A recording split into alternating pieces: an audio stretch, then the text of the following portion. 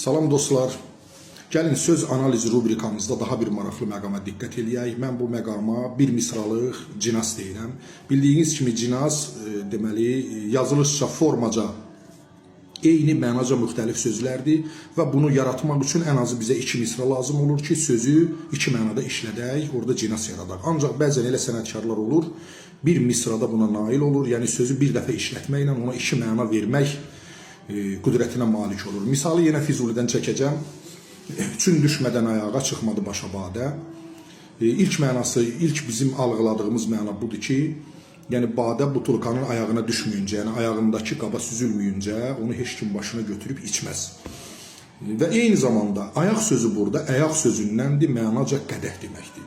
Deməli, burada ikinci mənaya da nail olur və məna yükünü daha da gücləndirir. Mənanın dərinliyi, irfani qatı isə bundan ibarətdir ki, Tanrı dərgahında əyilmədən, başını onun huzurunda yerə qoymadan, onun ayağına düşmədən heç vaxt ucala bilməyəcəksən. Eyni sözü Aşıq Ələsgər də təxminən oxşar kontekstdə işlədir. Deməli, bir misrada cinas mənalara, ən azı məna çalarlarına nail olur. Deyir, ayaq oddur, yanmır, başı yandırır. Yəni ilk baxışdan ayaq-baş paradoksu yada düşür, ancaq biraz diqqət eləyəndə görürsən ki, ayaq burada şərab süzülmüş qədəhdir. Yəni o özünü yandırmır, yəni o məşhur bir ifadə var. İçki butulkasından başqa hər şey gücü çatır. Təxminən onun bir balaca dərin variantıdır da. Yəni şərab öz qabını yandırmır, ona heç nə eləmir, ancaq onu içdikcə insanın beynini yandırır və onun ağlını başından uçurur mənalarını verir. Eyni sözü deməli Murad Köhnəqala da bizim müasirimiz məşhur bir divanisində istifadə edib. Deyir ki, saqi qoymaz ayağını yanımdan bir dəm geri. Yəni həm ayağını məndən uzağa qoymaz, məndən aralanmaz, həm də qədəhini qarşımdan çəkməz. Çünki mən eşq şərabını daimi içirəm.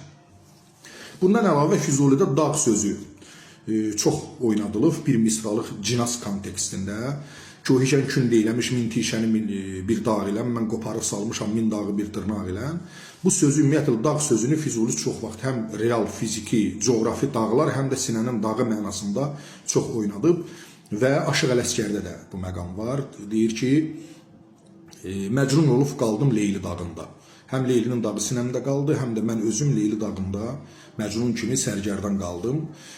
Eyni zamanda salamda var müasir dövrdə. Sənin ad gününə gül dəymək üçün sinəmə çəkdiyin dağa çıxıram. Və şair salamda başqa bir şeirində bu bir misralıq cinasın çox unikal nümunəsini yaradıb. Başımla döyürəm qapımı sevda, nə evdən çıxırsan, nə də başımdan. Başdan çıxmayan eşq sevdasıdır, evdən çıxmayan isə sevda adında xanımdır. Hamınıza uğurlar arzulayıram.